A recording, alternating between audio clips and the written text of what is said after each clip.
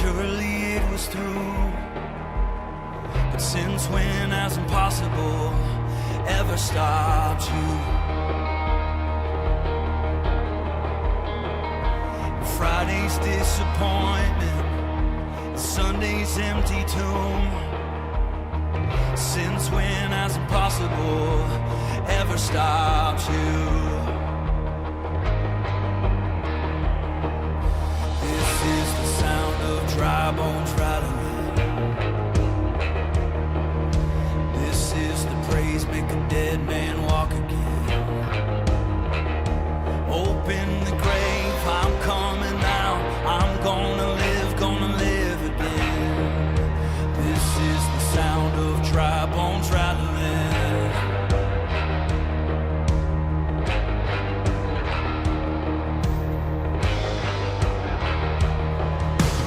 Pentecostal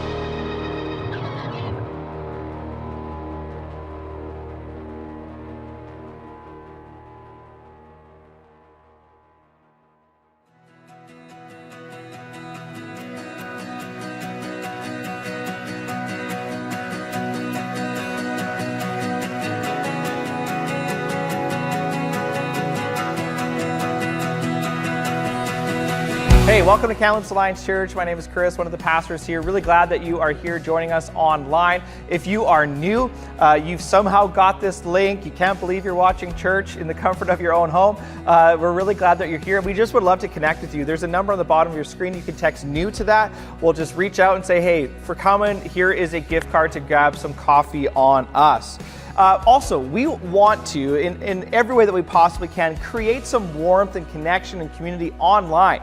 So we are looking for some online hosts, just to kind of be a part of the chat and to put links on when we reference things. And so if you want to do that, go to the serve page on our website, kamloopsalliance.com/serve. You know, one of our desires, again, this is a reminder for you if you are part of our community, if you're new, one of our desires is to be a praying church. We just want to saturate everything that we do in prayer. And so we do that. One of the ways that we do that is through Revive. It's a monthly prayer and worship night. We let our hair down. We sing more songs. We pray more prayers. We pray for each other, our church, our community, our world. And man, does our world need prayer. And so that's happening February 20th from 6:30 to 8 o'clock in the Ministry Center. One of our hearts as a church is to know Jesus and to make him known. One of the ways that we're making him known right now is really intentionally loving, reaching out, befriending, acknowledging, being educated on our Indigenous friends and neighbors. And so we have Norm McCollum on our team. He is an Indigenous elder with the Woodland Cree Nation, and he is helping us to think strategically about how to do that. And so one of the ways that we're doing that, hopefully coming up here, is February 27th. The event is called Keeping the Circle Strong. And this is an event for Indigenous people by Indigenous people. You know, one of the things that we feel compelled to do as a committee is to really reach out to Indigenous people who are Christians already, to gather them, to encourage them, to build a sense of community with them. And so that's what this event is all about. We want to create a safe place where Indigenous people can connect, encourage, pray, and talking about the meaningful ways of creating community amongst those people who follow Jesus and are Indigenous. So this event's going to start with a circle gathering, which is a part of Indigenous culture. And around that gathering, there's going to be talk about faith and church and Jesus and how do we do this together. There's going to be a meal after that, facilitated and being catered by Kukuli Cafe. So if you are Indigenous, you're a believer in Jesus, please come. If you know others who follow Jesus and are Indigenous, would you welcome them? Our desire is, again, to connect and bring community to you and your friends. So you can go register for that online at kamloops.com/events. Baptism, an outward expression of an inward reality. We're so pumped to do an in-person baptism service March 19th and 20th. If you've never been baptized, consider yourself a follower of Jesus. Man, what's holding you back? This is for you. And so go on to our website, kamloops.com/baptism to do that. Hey, giving is a huge part of our apprenticeship to Jesus, practicing generosity in obedience to him, number one, and also partnering with the local church here at KAC. So we would invite you to partner with us. Go to our website, Church Center app, to do that. Also, January monthly church update from our executive pastor, Tim Hugenboom, is available on our website on the resources page, and he just kind of gives you a behind-the-scenes look about all that's going on in our effort to communicate with you very, very well. So the last thing is we just launched another podcast this week with Tony Schneer, a family therapist in communication. And so you can check that out anywhere you get podcasts. Hey, again, I'm glad you're here. Now let's worship together.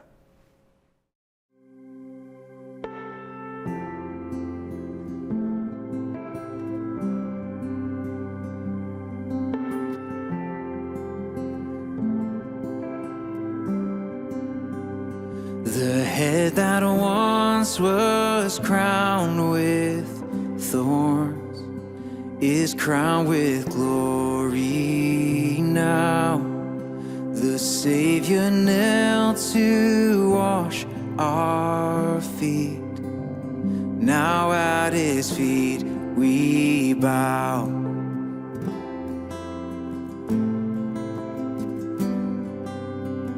The one who wore our sin and shame, now robed in majesty, the radiance of perfect love, now now shines for all to see. 'Cause your name is victory. All praise will rise to Christ our King. Your name is victory. All praise will rise to Christ our King.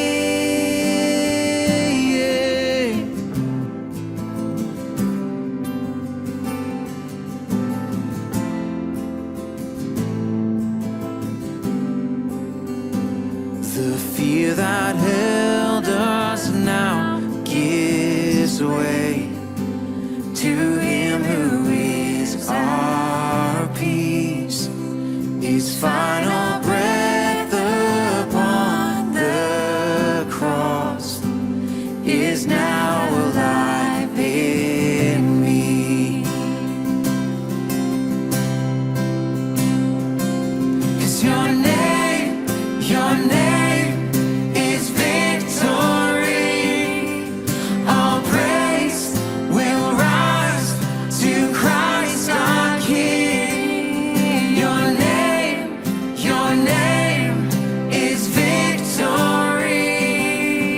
All praise will rise to Christ our King.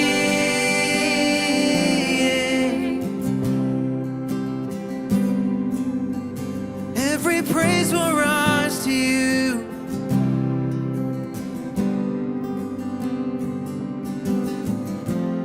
By your Spirit I will rise from the ashes of defeat.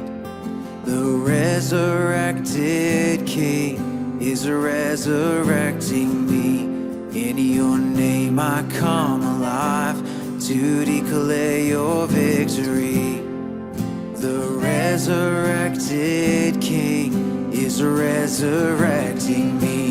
By your Spirit I will rise from the ashes of defeat. The resurrected King is resurrecting me. In your name I come alive to declare your victory. The resurrected King is resurrecting me. By your Spirit I will rise from the ashes of defeat. The resurrected King is resurrecting me.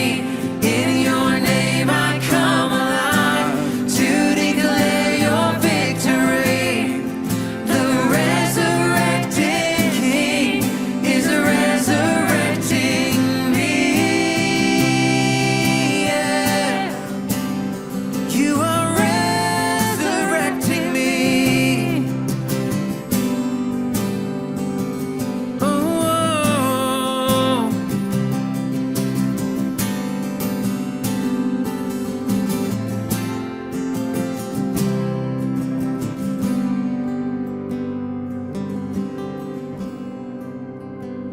The tomb where soldiers watched in vain was borrowed for 3 days.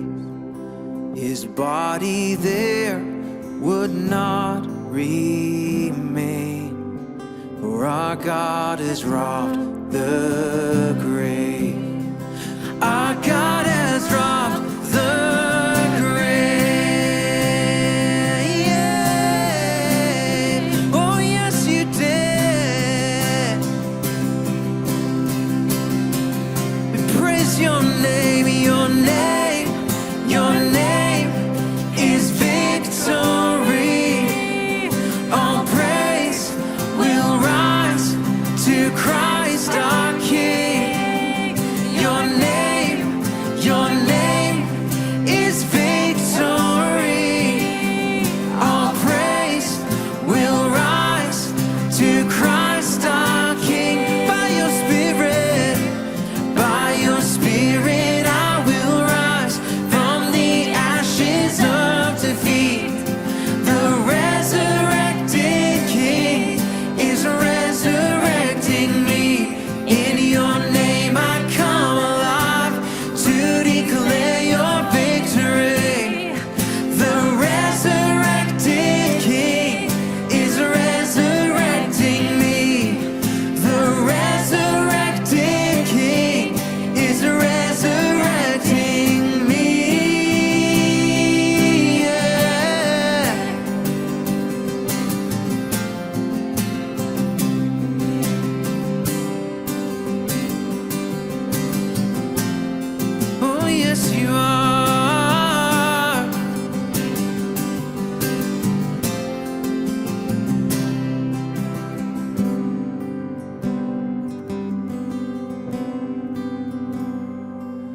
'cause your name is victory.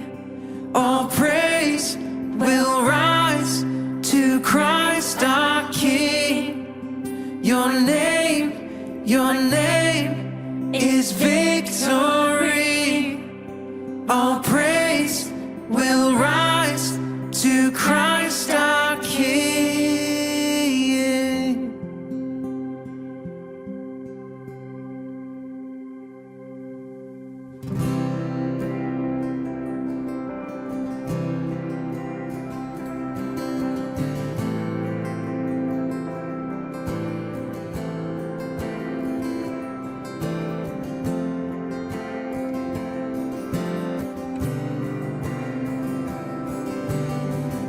Our hope is built on nothing less than Jesus' blood and righteousness.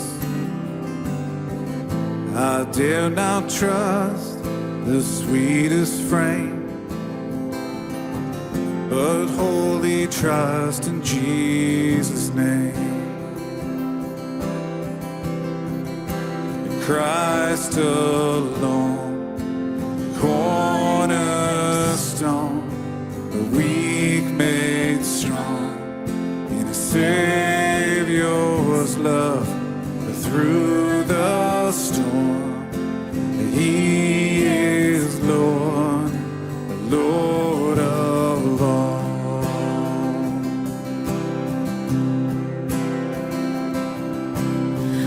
When darkness seems to hide his face, I rest on his unchanging grace.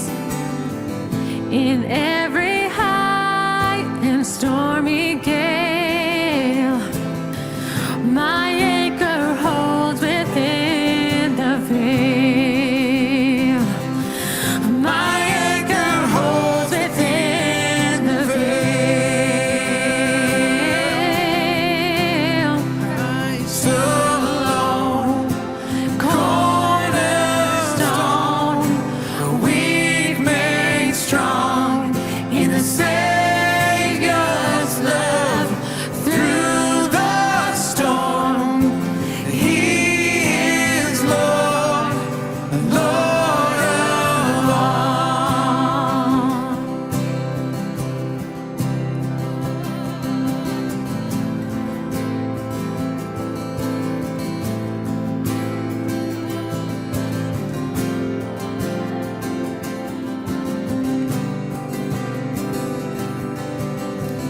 When he shall come with trumpet sound, oh, may I then in him be found, dressed in his righteousness alone, and fathers stand before the throne. The fathers stand before the throne.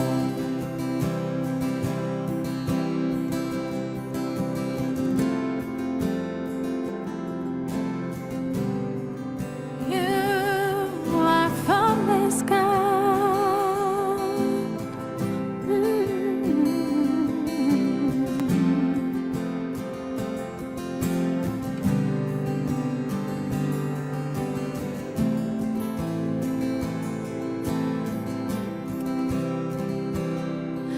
And I will build my life upon your love.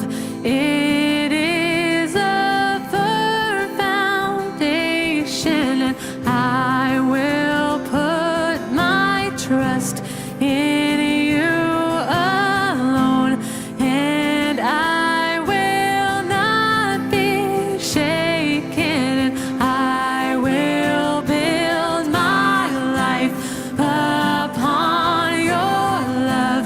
It is a firm foundation. I will put my trust in you alone, and I will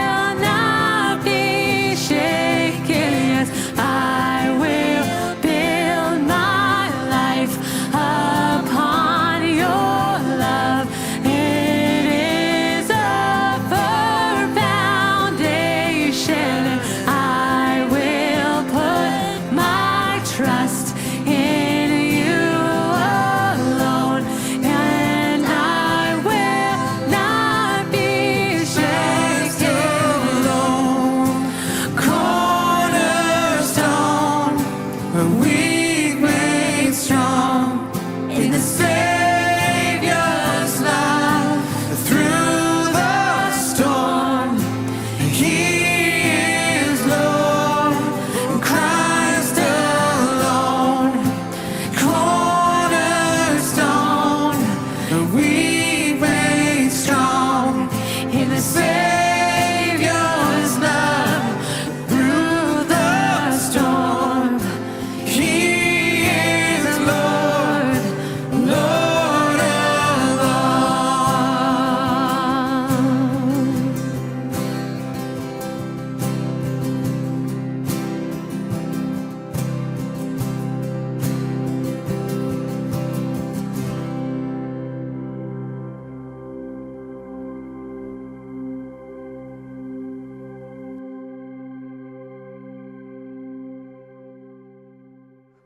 Hey church, welcome. Glad that you're here. My name is Chris, lead pastor here at the church. We're continuing our series in Relatable, exploring God's good design for relationships. And so again, if you're new, if you're checking this out, you just clicked online and you are here, explore with us as we dig in again. So just a few housekeeping items. Where are we going? So last weekend was expressing love. This weekend is expressing anger. And so we're kind of looking at this series in couplets. So we're doing the communication stuff. Next week and the week after we're talking about sex. The first week we're going to talk about the vision of sex and marriage. Then we're going to talk about the realities of sex and marriage. And so just FYI for you parents, that we're going to go there. We're going to be tasteful, of course, but we just want to set you up for success so that you are aware of what's going on.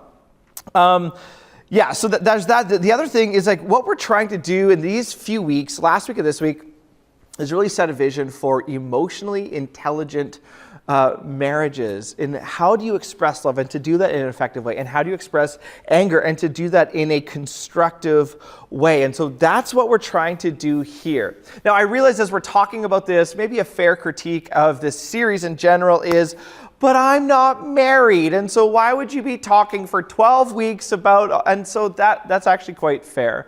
I think what I would just remind us of is we did talk about singleness and celibacy and friendship in the family of God for the first 2 weeks. We really wanted to include those who aren't married and to address your world, your situation, your hurts, your hang-ups, all of that sort of stuff. So we did try, and I think what I would also say is I believe that these principles, especially these last few weeks of expressing love and expressing anger, this is so applicable for every single relationship that you're in. So keep that in mind. Translate this to you. I'll talk broadly and narrowly, broadly to everybody and narrowly to marriages as we go through. So thank you for your grace as we do that. You know, for those of you who have been married for any length of time, we kind of look back and see the beginning of our marriage as like the honeymoon, right? Oh, everything is great. The person looks good and smells good, and we just can't believe that they're ours. And this person is the greatest gift I've ever had. And you know what? All that stuff is good, and all that stuff is true. I don't want to be disparaging against that. But if you've been married for any length of time, you realize, wait a second, this person is imperfect, and there's a lot of anger and frustration and mixed expectations, and the reality sets in that this person is very human. So there's a viral article in the New York Times in 2016. It was written by a guy named Alain de Botton. He's a French philosopher. He's not a Christian in any stretch of the imagination. The title of the article was "Why You Will Marry the Wrong Person." I want to draw some truth out of what he said when it comes to this idea of anger and kind of the reality of marriage. He says, we need to swap the romantic view for a tragic and at times comedic awareness that every human being will frustrate, anger, annoy, madden, and disappoint us. He says, let's just give up this whole idea of Hollywood and let's just deal with fact here. Then he goes on, and we will, without any malice, do the same to them. So that person's going to annoy you, frustrate you, anger you, and you will do the same to them. He says, But none of this is unusual grounds for divorce. So he's like, you don't have to break up over it. Why? Because choosing who we commit ourselves to is merely a case of identifying which particular variety of suffering we would most like to sacrifice ourselves for. Oh, how romantic. Wow, that's beautiful. It's not beautiful. It's a little harsh, but I think he's on to something, that the reality of life together means that there's going to be anger and frustration and all of this stuff of communication difficulties around that. So here's what we're going to do this weekend as we think about expressing love. We're going to look at a command in Ephesians chapter 4, look at ways to do conflict and anger, destructive ways, how not to do it, and then we're going to come to the table, the Eucharist, the Lord's Supper, towards reconciliation. So we got three kind of movements there in the last towards reconciliation. So let's start here.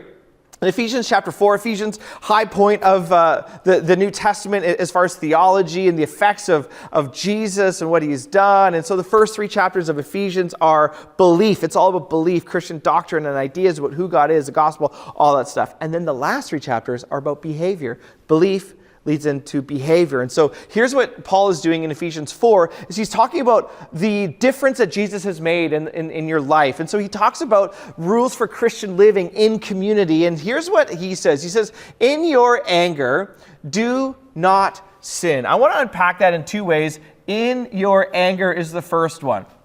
In your anger. So for some of us, when we come to this conversation about expressing anger, I think the first step is to say, you have feelings of anger. Because depending on your family of origin, how you grew up, your view of conflict, your experience, all that sort of stuff. For some of us, we just want to shy away from anger or conflict all the time. And so in your marriage, you're like, no, we don't have any conflict. There is no feelings of anger. And I want to say that doesn't pass the smell test. It just doesn't work. When you get two people together, there's going to be feelings of frustration and disappointment and anger. It is normal. I think that's so important. It's normal in our anger, in relationships with all people and in our marriages, that there are feelings of anger. And so if you say, there is no anger, there is no conflict, we're good, it doesn't pass the smell test, here's a few things that could be up. Number one is maybe you just haven't been married long enough. You're still in the honeymoon where that person smells nice all the time and does their hair nice all the time. Maybe you just haven't been married long enough. Maybe you just don't know each other very well.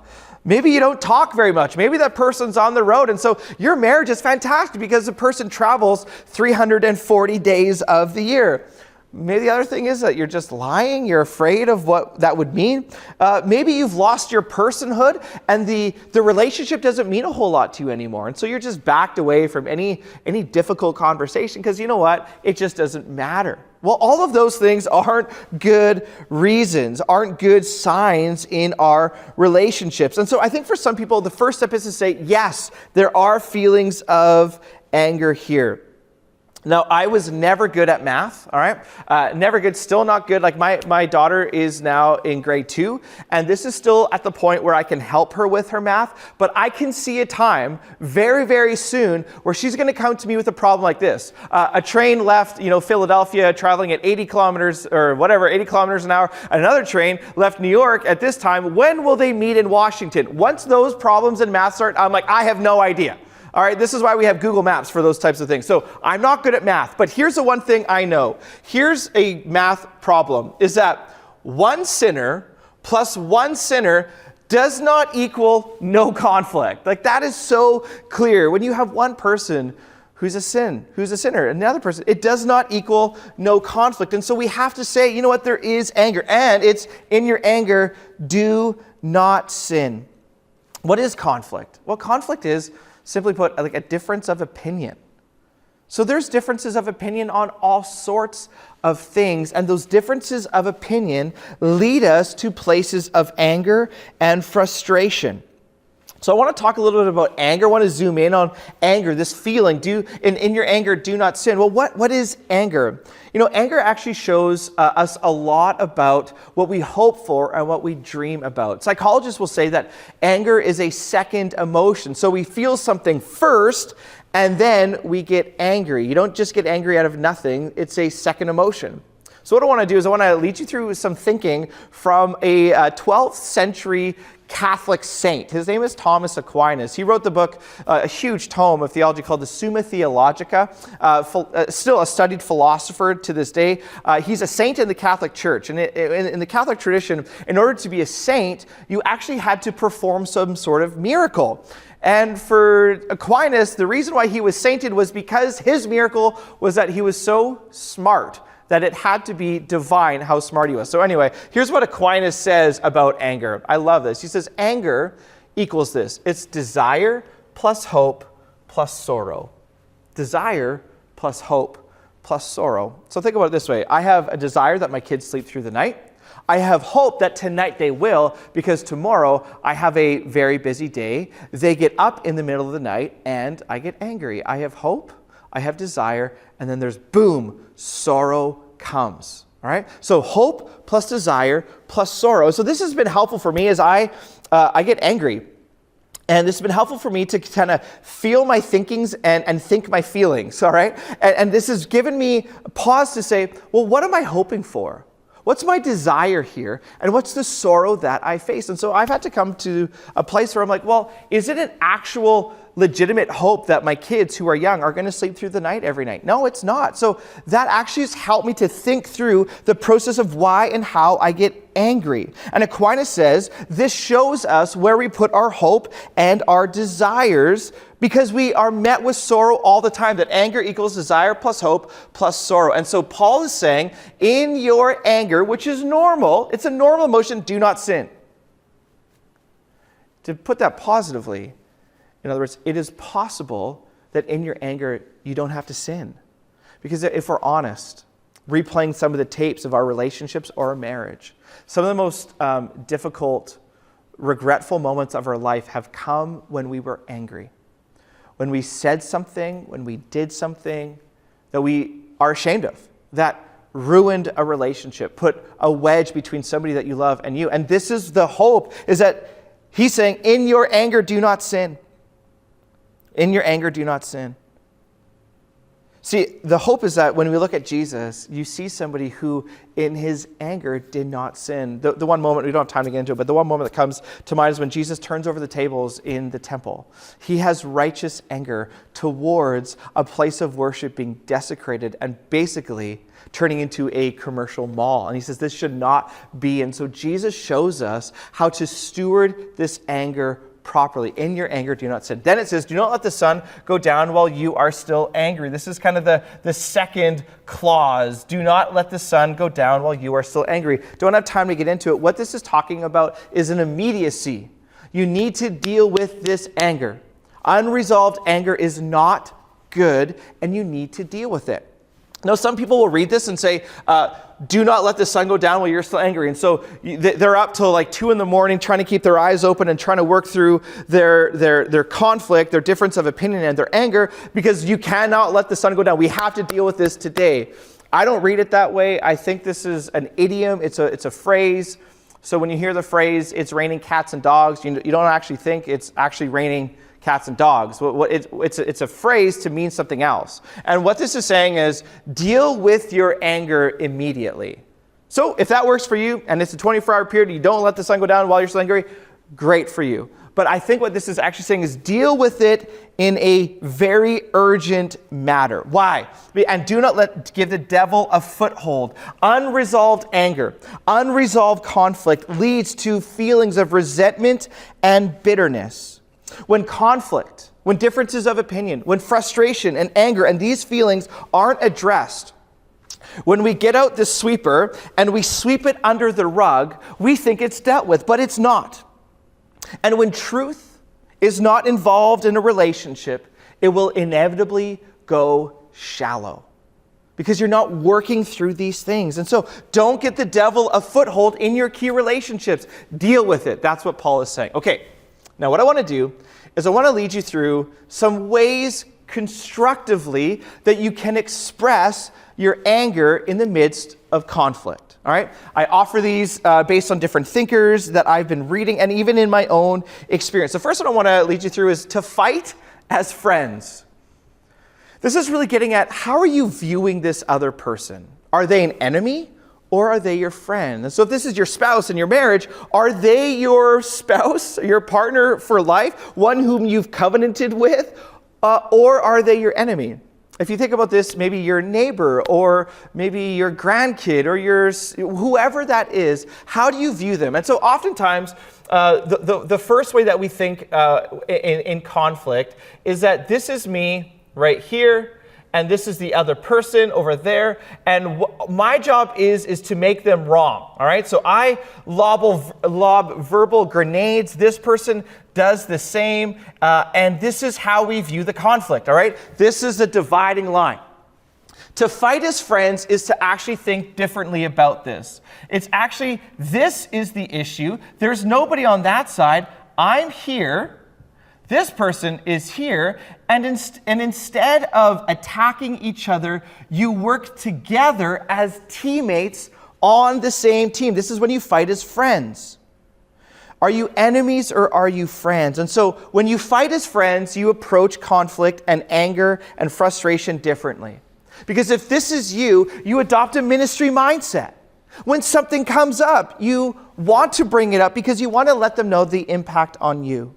That you want your relationship to get better. You want them and you to grow into Christ's likeness. That's what ministry mindset is. I want to bring this up so that we would be closer, that our marriage or this relationship would honor God, that we would live at peace with one another. And so that's why I'm bringing this up.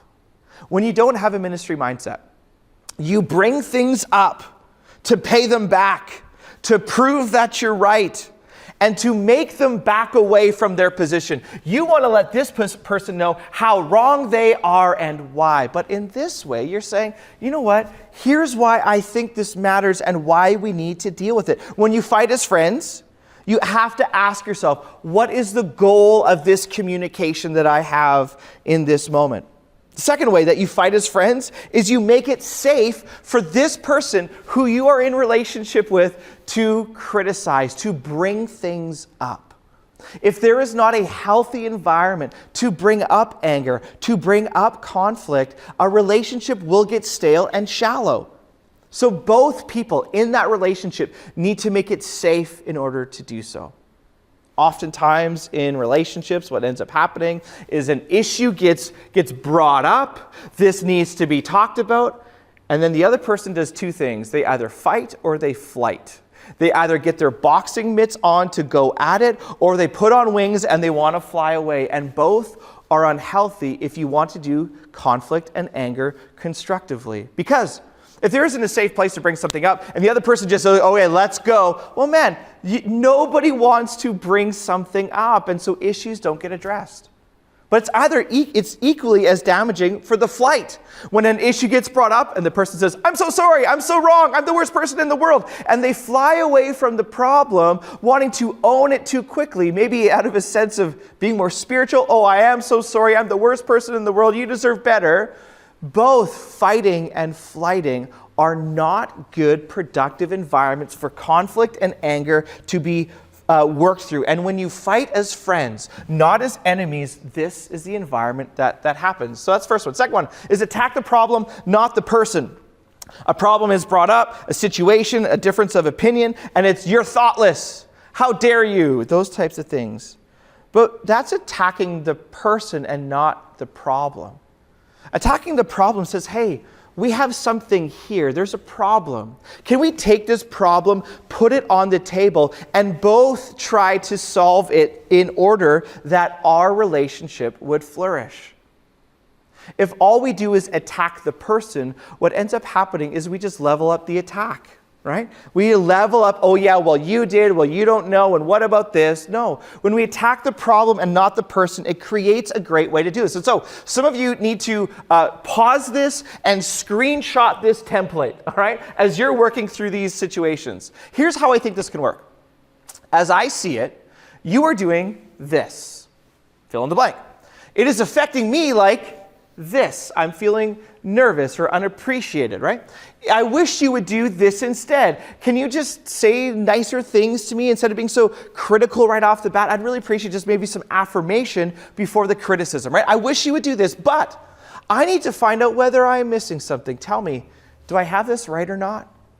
Do you hear that? It's way different than saying, you did, how dare you, you messed up again. And when you're talking the problem, you're saying, here's the problem, here's how I'm experiencing it, here's how I think it should be solved. Am I getting that right? And you're inquisitive and curious and humble, and this is attacking the problem and not the person. Folks, if you were to start doing this in your key relationships and your marriage, man, things would be different, all right? Now, next, speak the truth in love. I need to zoom through this one. Sometimes when we get married, depending on your family of origin and that sort of stuff, it's like, oh, we don't want conflict. This is not good to have any sort of conflict. And so we need to be on the same page all the time.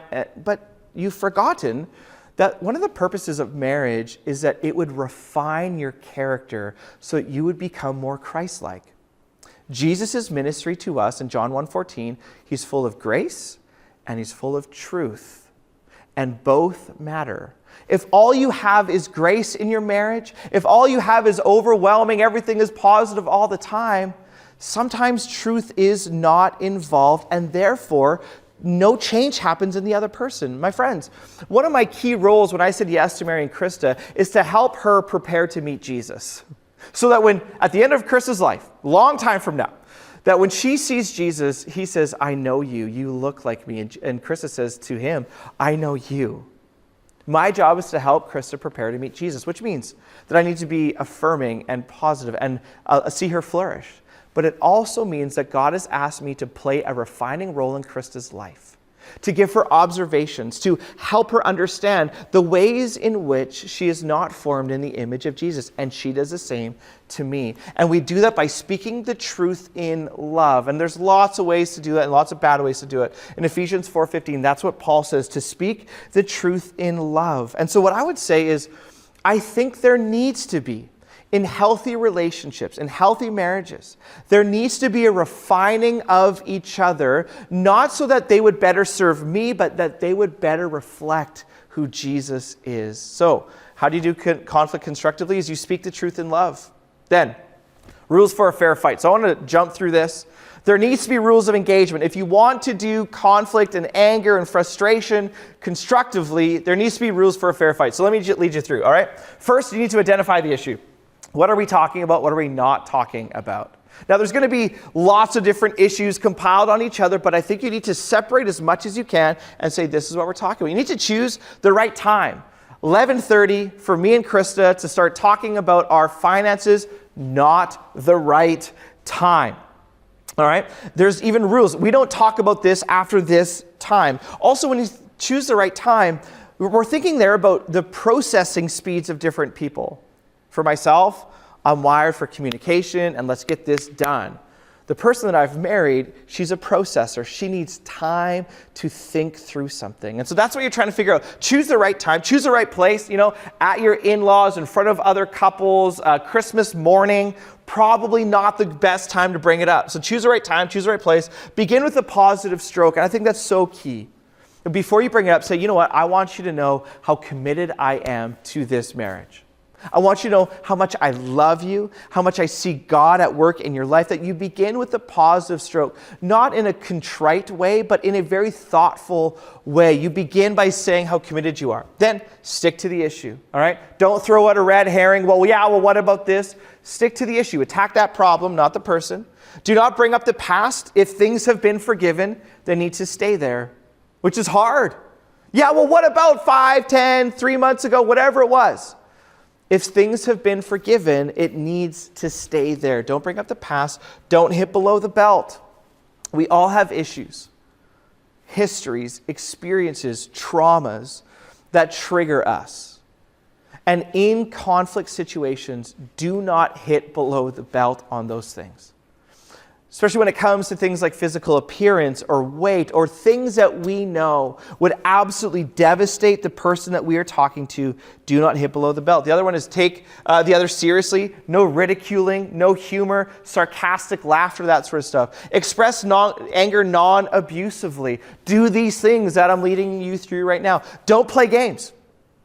Well, you always do that. Well, you never do that. Always and never are not good words in any type of relationship, because the truth is they probably don't always say always, and they never always say no, never, never. You know what I'm saying? This is probably not true. And so these are games that we play.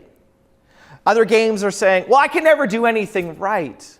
Well, that's not actually a helpful way to work through the issue. Don't be passively aggressive.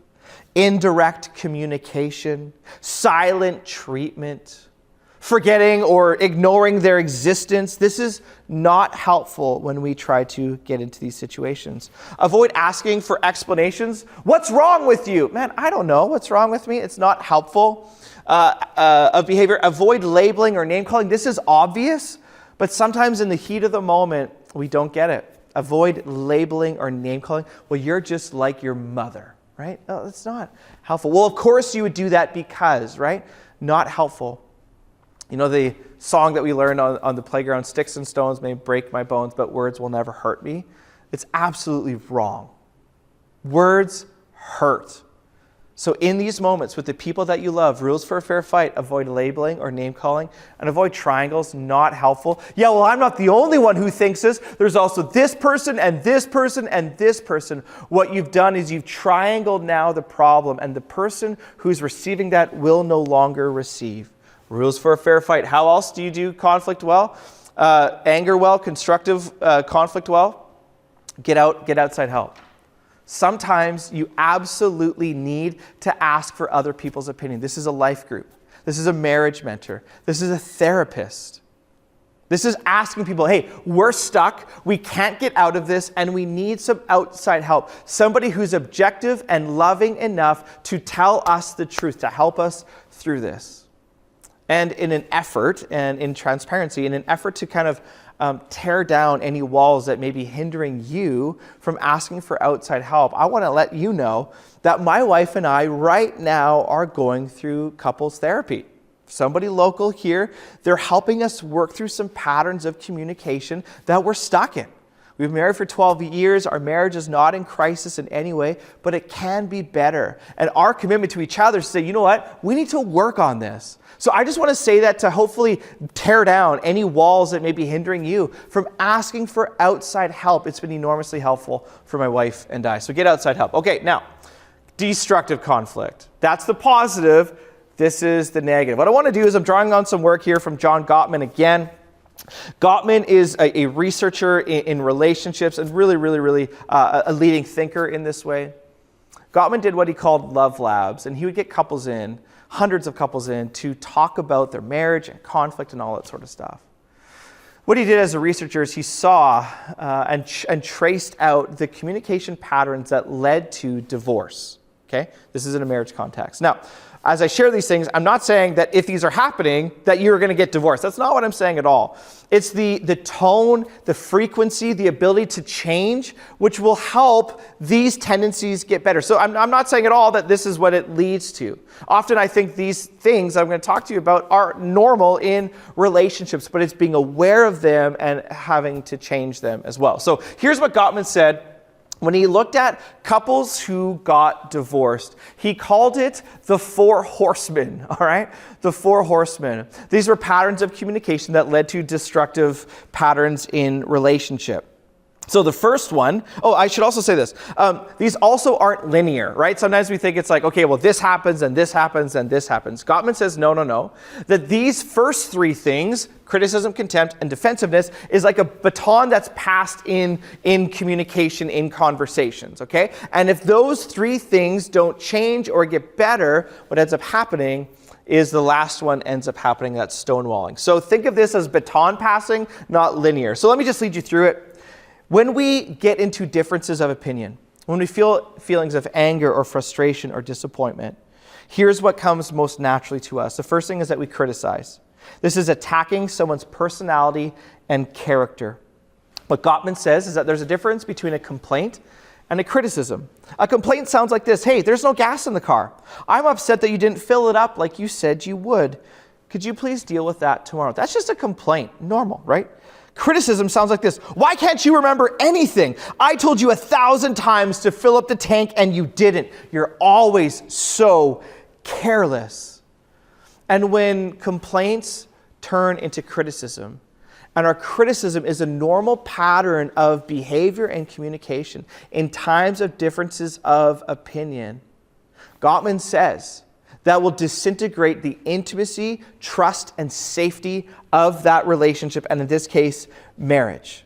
So criticism is normal, but again, it's the frequency of the pattern that is scary.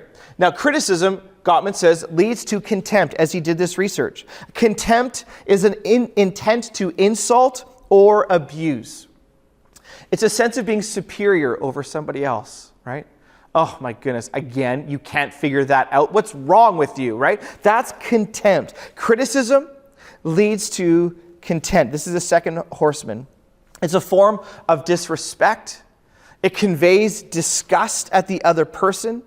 It's name-calling, eye-rolling, it's mocking, it's hostile humor. Well, I guess I've seen that before. You know where I saw that? I saw that in your dad. Boom!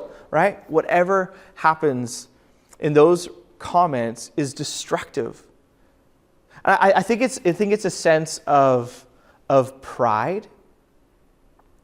And I think it's a sense of, I am better than this person.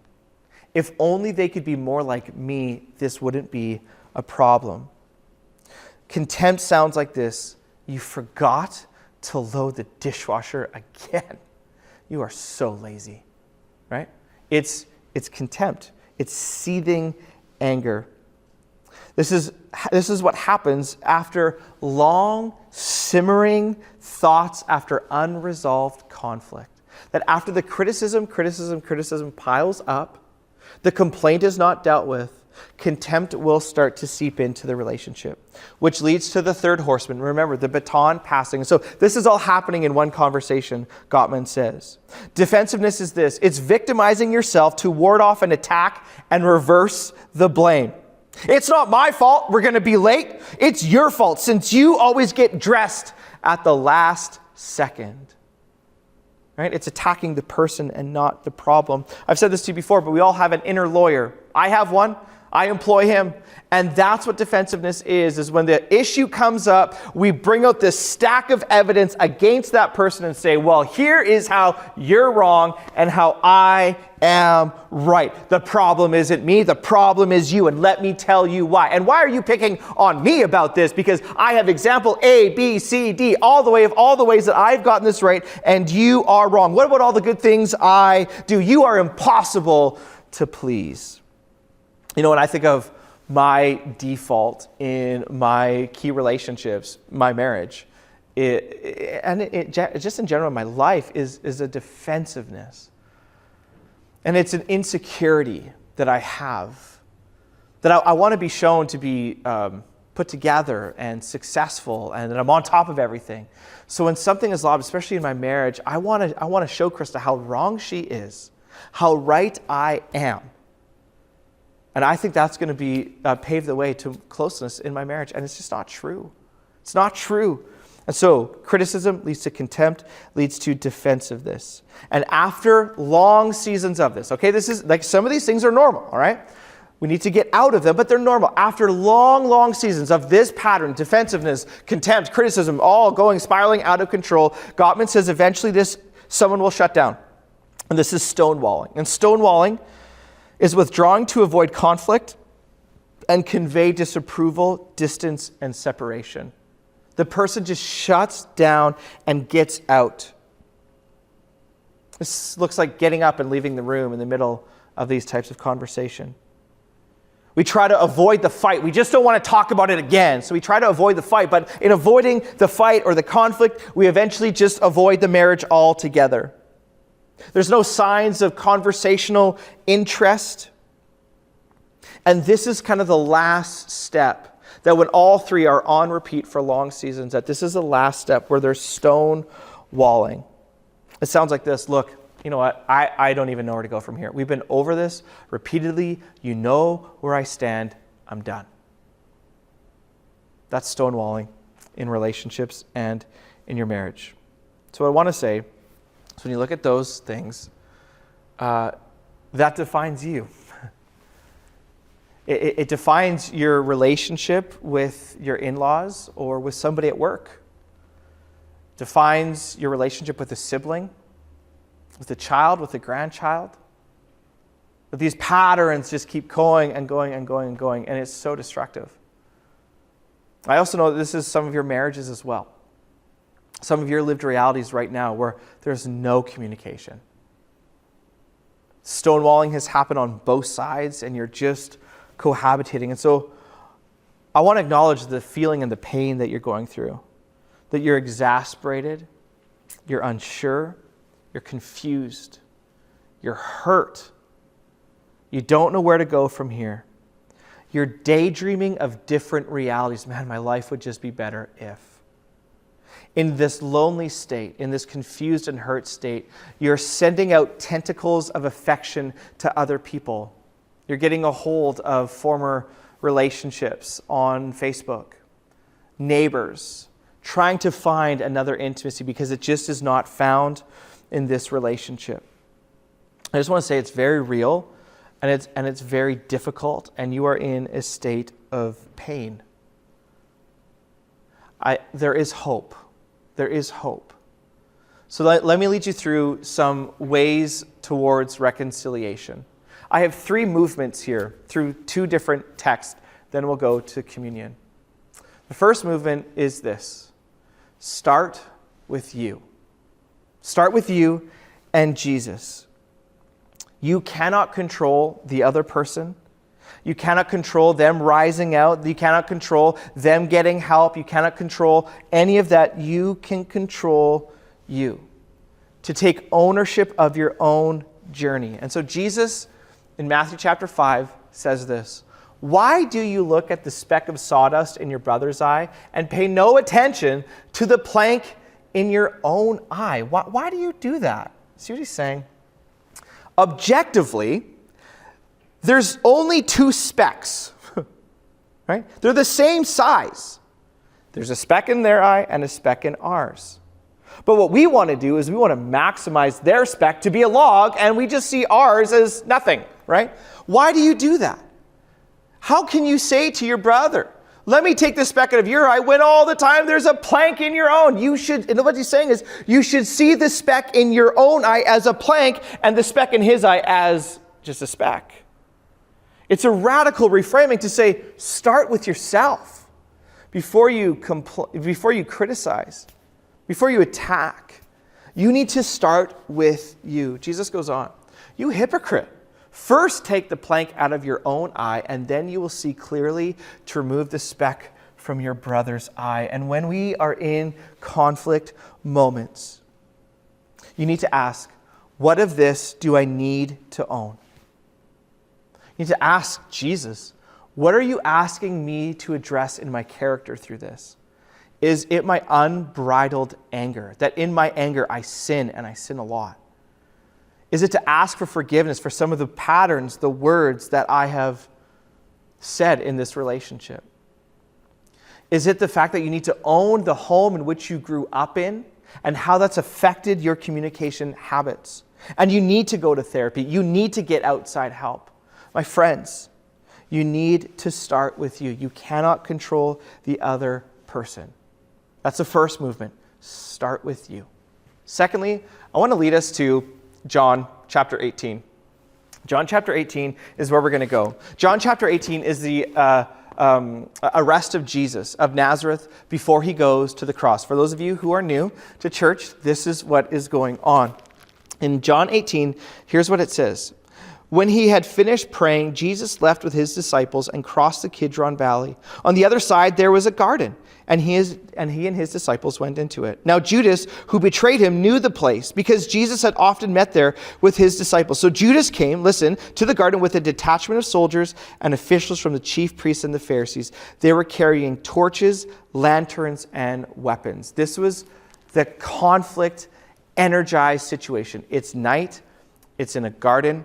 Judas, who betrays Jesus, comes with soldiers and with chief priests. They have weapons. They have lanterns. This is a highly energized conflict situation. Here's the interaction. Jesus, knowing all that was going to happen to him, went out and asked them, "Who is it that you want?" "Jesus of Nazareth," they replied. "I am he," Jesus said. And Judas the traitor was standing there with them. When Jesus said, "I am he," they drew back and they fell to the ground. Again he asked them, "Who is it you want?" "Jesus of Nazareth," they said. Jesus answered, "I told you that I am he. If you are looking for me, then let these men go." He's talking about his disciples who are now under arrest by these guards. This happened so that the words he had spoken would be fulfilled. "I have not lost one of those who you gave me." Jesus, in the midst of this conflict, in the midst of betrayal from Judas, in the midst of the weapons that are drawn, he doesn't react in anger. What does he do? He gives himself to them. "I am Jesus of Nazareth. You've come for me." He doesn't run from this moment. Why? Because in the face of human betrayal, in the face of humanity approaching God to murder him, Jesus gives of himself. He knows that in order to solve the anger of the human heart, the betrayal, the brokenness, the strife, the contempt, the criticism, that he needs to die so that the human heart could be forgiven and rewired. And Jesus here in this moment gives himself over to Judas, over to these people who came at him with weapons. And he also allows his disciples to go. He says, "Let them go." Those, his disciples, Judas, these soldiers are the ones who should die. But Jesus here gives himself.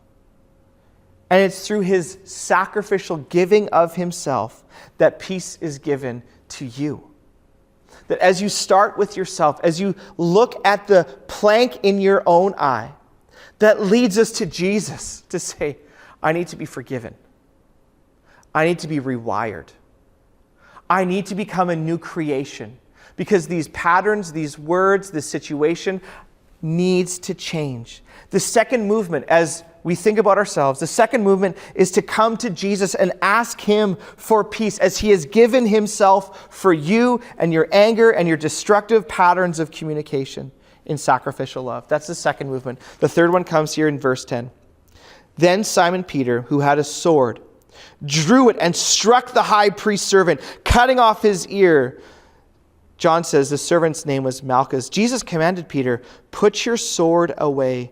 Shall I not drink the cup the Father has given me?" In Luke's account of this, it says that Jesus goes and heals the soldier's ear. Simon Peter, in an act of aggression, cuts the ear of one of the soldier's ears off. He lashes out in anger and defensiveness. He thinks the way to get out of this situation is not in self-giving love, but rather in aggression and violence. And Jesus here condemns Peter's act of violence and heals his ear. And Jesus, here's the hope, the third movement, is that Jesus can restore what has been lost. He can restore what has happened because of that act of aggression. The first movement is start with you. The second one is as you start with you, come to Jesus. Ask for forgiveness. Ask that he would give you a new set of eyes, that you would become a new creation. And the third movement is this, is that Jesus can heal. He can come alongside you and the other person that you are in conflict with and bring reconciliation and healing as he did to the ear of Malchus. So we come now to the bread and the cup. Jesus, on the night he was betrayed, he took bread and when he had given thanks, he broke it and he said, "This is my body for you. Do this in remembrance of me." Then he took the cup and said, "This is the blood I have poured out for you. Do this in remembrance of me." These are the words of institution for you as you come to the table this weekend in your living room with the people that you love but have conflict with. And the way forward is to commit yourself to the road of humility with Jesus moving forward. So Lord, I pray that this would be helpful. I also pray for courage, that people would come to you, would confess, would repent, would go to others in humility and ask for their forgiveness. They would reach out for help. They would look to these types of ways that they can do better as they move forward in their key relationships and in their marriage. So Jesus, I just know a healthy church has healthy relationships and healthy marriages. Do this, Lord, for our sake and for the sake of our church in our city. In your name I pray. Amen. Hey, thank you so much. We'll see you next week. Bye-bye.